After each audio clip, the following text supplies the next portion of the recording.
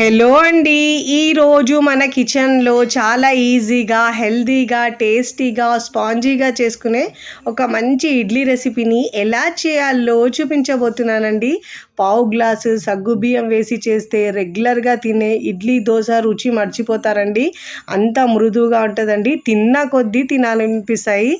ఇడ్లీ ఇష్టం లేని వాళ్ళు కూడా ఒక్కసారి ఇలా చేసి పెట్టండి, మళ్ళీ మళ్ళీ కావాలంటారండి. అంత సాఫ్ట్గా నోట్లో పెట్టుకుంటే కరిగిపోయే విధంగా ఉంటాయండి. రుచి మాత్రం చాలా చాలా బాగుంటాయి. మరి ఇక ఏమాత్రం ఆలస్యం చేయకుండా చాలా ఈజీగా హెల్తీగా టేస్టీగా చేసుకునే ఇడ్లీని ఎలా చేయాలో చూద్దాం రండి. ముందుగా ఇక్కడ నేను ఒక గిన్నె తీసుకొని దాంట్లో ఒక గ్లాసు మినపగుళ్ళు వేసుకోవాలండి. బద్ద మినపప్పు అయినా వేసుకోవచ్చు.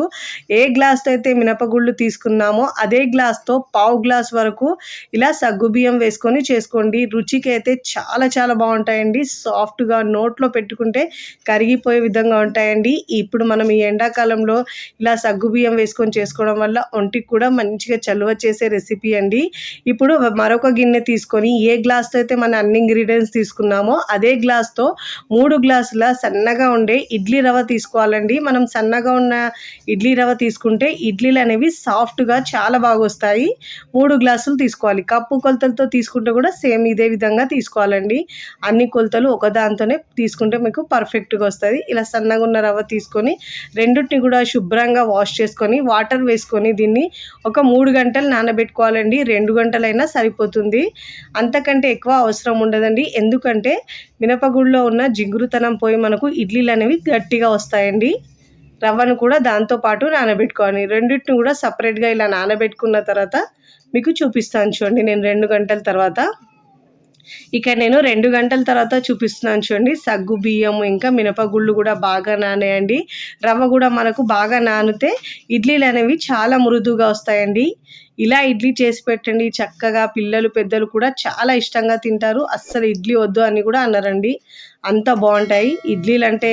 అబ్బా మళ్ళీ ఇడ్లీ అనేవాళ్ళు ఉంటారండి. అలాంటి వాళ్ళకు ఇలా సగ్గుబియ్యం వేసి చేసి పెట్టండి, మళ్ళీ మళ్ళీ కావాలంటారు. ఇప్పుడు మిక్సీ జార్ తీసుకొని దాంట్లో పప్పు సగ్గుబియ్యం 2 వేసుకొని మెత్తగా గ్రైండ్ చేసుకోవాలండి. ఎంత మెత్తగా గ్రైండ్ చేసుకుంటే మనకు ఇడ్లీలు అనేవి అంత మృదువుగా వస్తాయి. ఫస్ట్ టైం నా ఛానల్ చూస్తున్న వాళ్ళు ప్లీజ్ నా ఛానల్ని సబ్స్క్రైబ్ చేసుకోండి, లైక్ చేయండి, పక్కనున్న బెల్ ఐకాన్ని ప్రెస్ చేయండి.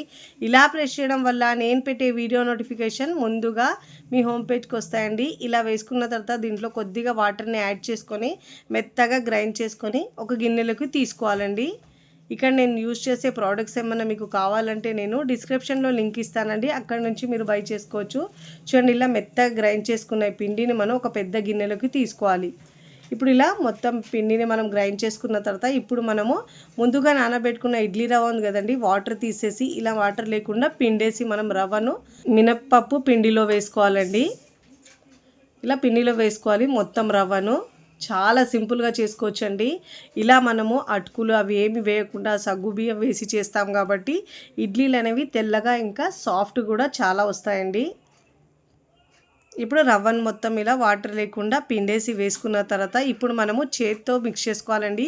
ఒక 2-3 నిమిషాల పాటు ఇలా బాగా బీట్ చేసినట్టు మిక్స్ చేసుకోవాలి. ఇలా మిక్స్ చేసుకోవడం వల్ల మనకు ఇడ్లీలు అనేది పిండి బాగా పొంగి చాలా సాఫ్ట్గా వస్తాయండి. దోశలకైనా సేమ్ ఇదే విధంగా పిండిని మిక్స్ చేసుకోవాలి.